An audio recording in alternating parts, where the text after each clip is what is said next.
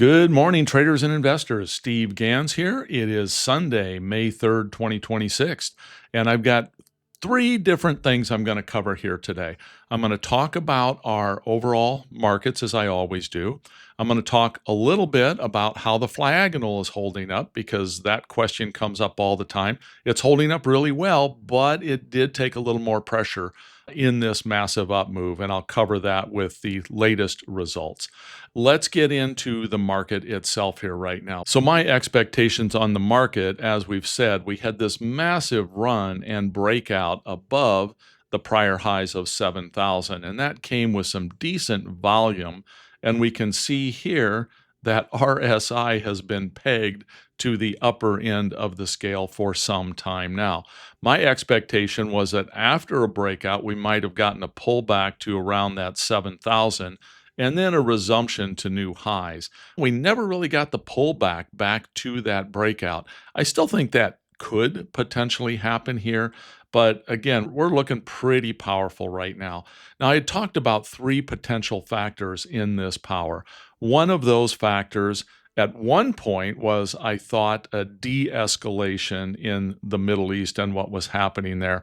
But at the end of the day, I really don't think that's having any bearing in its current condition. Whether we're escalated or de-escalated, market seems to not really care one way or the other on that. So I'm removing that as a factor unless something more major were to happen. The standard straits are closed, straits are open doesn't appear to be moving the needle.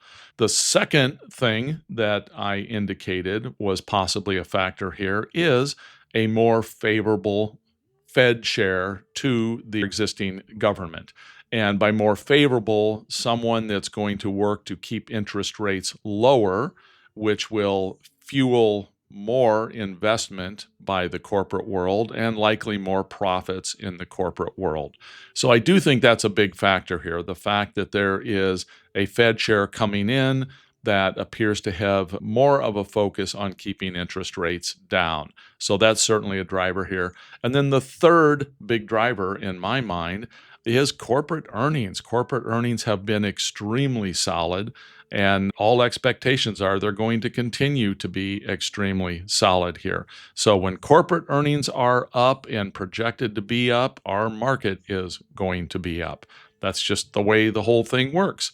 So we see we did have a breakout. We did on Friday gap up a pretty significant amount, ran to all new highs, but then by the end of the day, we pulled back down, and we actually have a red bar here, which means that our close on the day was a little bit lower than the open on the day. Now, it's still an up day, you'll notice, because in this particular case, the fact that we have this up day is that our close was still higher than it was on Thursday, but the close was also lower than where we gapped up to.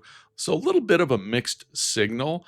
Many people that study candlesticks will sometimes consider this what's called a shooting star, where you have a high open and then it pulls back. Sometimes that can be a signal that we might continue a little bit of that pullback. But even if we do, again, my expectation would be maybe a pullback to that 7,000 range, 7,100 range. But at the end of the day, we are in a pretty bullish mood right now, and I don't see anything derailing that in the near future. So let's take a look at the other indexes here. Of course, SPY is going to look virtually the same. On SPY, you'll also notice that on those up days, volume is definitely higher.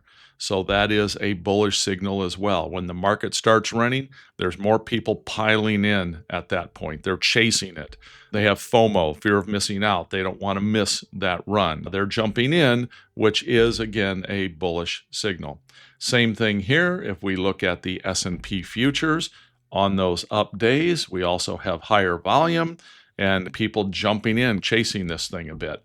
We get to volatility on the S&P futures. While it's not back to its all-time low here, it's certainly at a reduced level down here around that 16 to 17.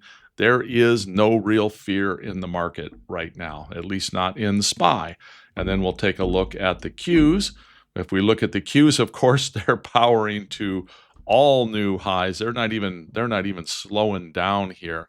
And that is, again, largely based on the earnings that we saw last week. There were major and very strong earnings from Google, from Apple, from a number of those tech related companies. And of course, that continues to just power the NASDAQ and the Qs higher. Volatility in the Qs also back down, not quite to all time lows, but certainly down at a very reasonable level, showing us that there isn't any real fear out there. IWM, even IWM is breaking to new highs. This is the ETF for the Russell 2000. That's a lot of banks and not what you would consider to be necessarily tech companies. But even that part of our market is rallying higher. So many times you'll have what's called sector rotation, where people will move out of certain sectors and into others. And that will many times lead to, for example, the tech stocks going higher, but the IWM pulling back because people are pulling money out of things like the banks to move them into tech.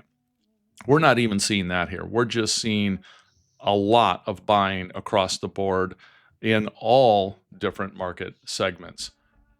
Then we look at the volatility on Russell, also not quite all-time lows, but certainly back to reasonable lows in volatility. No real fear in Russell either. Of course, when you have no fear in any of these other areas, gold tends to languish or chop a little bit sideways. Gold tends to be a little bit more of an asset that people might run to if there were overall fears in the market, and we're just not seeing much in the way of moves in gold right now. So that kind of gives you an overview of our current market condition and my assessment of it, which is cautiously bullish, but pretty solidly bullish at this point. So now I want to talk about the Flyagonal trade. And the Flyagonal is a trade that has performed extremely well now for a year and in a wide range of market conditions. But it does get a little more stressed in a big up-moving market. When you have a massive up move in a market, something along these lines, what tends to happen is the Flyagonal, just like an iron condor, just like an iron butterfly, they all have a range. And if the market stays within that range, the trade performs pretty darn well. If the market moves out of that range, you're going to take a little bit of heat. You're going to need to know how to properly adjust that trade, recenter it, etc., to help recoup some of the losses and possibly get it back to a winning state.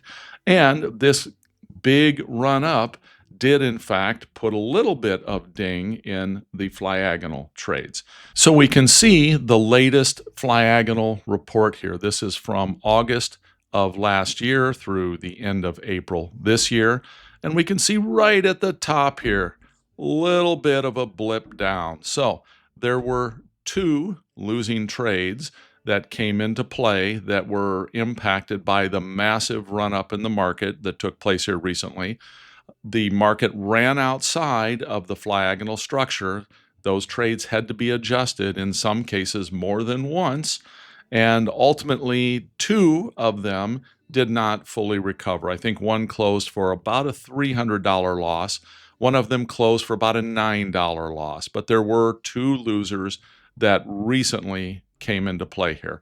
Now, all that said, there have still been, out of 78 total trades, 72 wins. So over a 90% win rate, a very nice profit factor. Average days in trade did move up a little bit. This had been, I think, 5.4, if I remember right previously, just a hair longer because some of these we had to battle to get those trades back to a reduced loss or in some cases a little bit of profitability.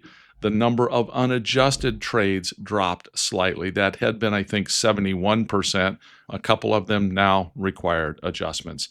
The winning streak is still 31 in a row. Unfortunately, it didn't make it to 32 and 33, but there were 31 wins in a row. Then there was one loss, and then there were two more winners that came into the alerts, and then there was one more loss. So the streak of losers is still only one in a row.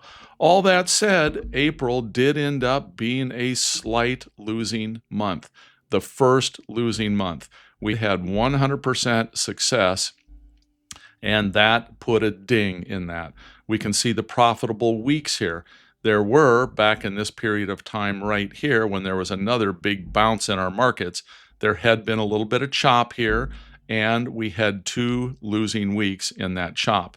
Here recently, there were 2 losing weeks as well. Now, they weren't big losing weeks. Obviously, we can see in the overall equity curve that this continues to perform very well. But when you have the massive run that we had and the market runs totally outside your tent to where you do need to do some adjustments, and it's really important to know exactly how to go about those adjustments to mitigate what happens in that move, you're going to take some pressure. The plus side is that move that occurred in our markets was the only time in the NASDAQ that it had ever had that size of a run in that short of time. And in the SPX, that has only occurred about 5 times in the last 26 years. So it doesn't occur often, but when it does occur, we need to know how to address it, how to adjust the trade, how to deal with it. So that is what brought in the little bit of blip here. It will happen again. Hopefully, we'll start to get in a little bit of a sideways chop. And by a sideways chop, the benefit of the Flyagonal trades. And if you're not sure about that, I've shared plenty of videos on them. I'll put a link in the description down below so you can circle back to those if you want. But it has a very wide range, a 200 to, in some cases, more than a 400 or even 500 point range in SPX that the market can chop back and forth in, and that trade can still maintain profitability. So our markets normally don't range outside of that level of chop. Again, recently, in this very rare instance, they did. So that kind of brings people up to speed on the Flyagonal and its overall performance. So with that, I'm going to wrap things up here, everyone. Take care, and we'll see you in the community.